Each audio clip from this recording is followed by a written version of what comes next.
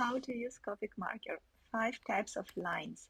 So the first things first, we want to check if we're drawing on the right side of the paper, on the wrong side the marker it's smudged. On the right side the ink is immediately absorbed. Number 1, the chisel. Markers widest width, nice bold line, love it. Number 2, the tip of the nib.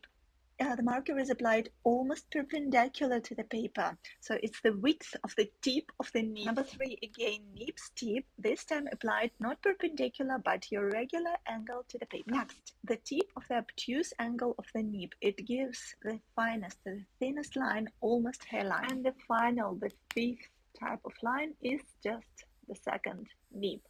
In my case, it's a thin nib, sometimes it can be a brush nib. Now, with all that in mind, let's draw Arne Jacobsen's EggChair. I'm drawing the outline first with the obtuse angle of the nib, the finest line, almost hairline, remember? So I'm making this outline, which is reminding this egg shape. I'm setting up the basic composition, the basic structure, the skeleton of this chair, and it's all with the thinnest line, finest line, thinnest line. You get what I mean. All those beautiful curves, all those wonderful design elements. It's actually one of my favorite designs in the world, this beautiful Danish Arne Jacobsen's design.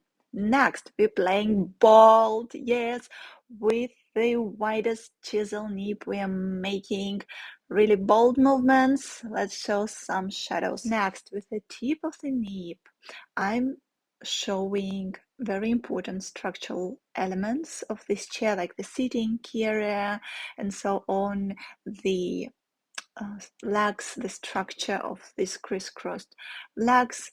And this nib, the tip of the nib, it gives me a lot of precision, so I can achieve nice and straight lines. That's good. We can already see some structure and shadow and volume. Shadows give us volume.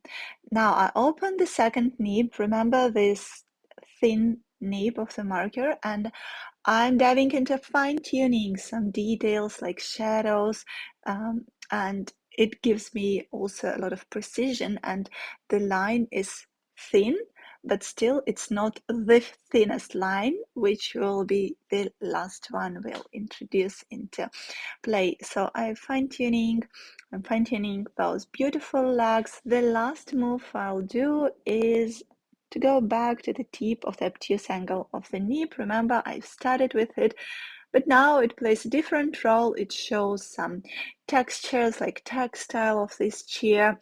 I'm showing the final structural elements. I'm making the shadows more precise, and yes, beautiful hatching. In the first comment to this video, I'm sharing additional information on drawing furniture. Check it out. And thank you for watching. Please share this video with your creative friend. Help me spread the word about sketching. Remember to like this video and subscribe. Bye for now.